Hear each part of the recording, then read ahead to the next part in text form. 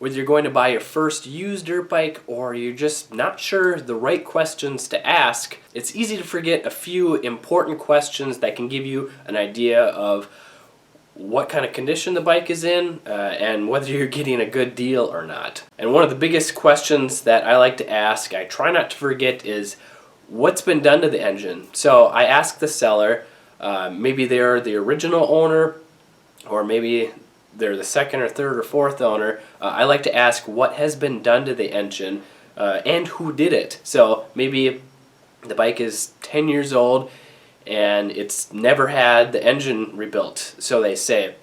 Well, that can be a good thing, it can be a bad thing. If it's still in good running condition, then it probably just has a lot of hours and maybe the engine's a little bit tired, but if it's still running good, that means it's a reliable bike if it's never been rebuilt. But if they say that they did rebuild the engine, you can ask who did it. Maybe they send it to a shop. You can ask for receipts for them to prove it. Or if they did it, which is common too, even though I have a hard time trusting people to do work on my bike because I like to do it myself, but I just don't know how good of a mechanic they are. So I like to ask them what exactly they did, what they replaced. If it sounds like they did the right steps, replacing all the necessary parts like the gaskets, like if it's a 4-stroke, you want to replace the timing chain when you're doing a top end, and just kind of getting a good idea of what they actually did. And sometimes you can tell if they just kind of threw it back together and didn't really put the right parts in or reused some parts that might be bad.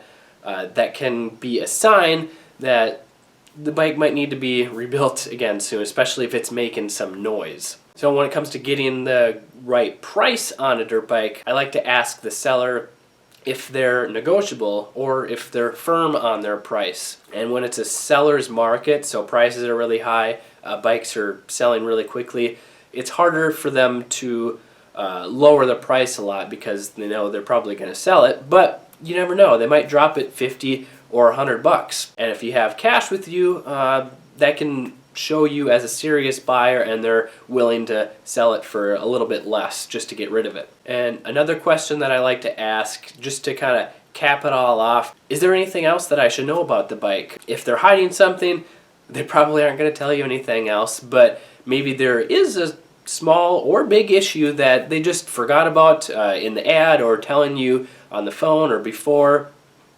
Just asking them, is there anything else that I should know about this bike?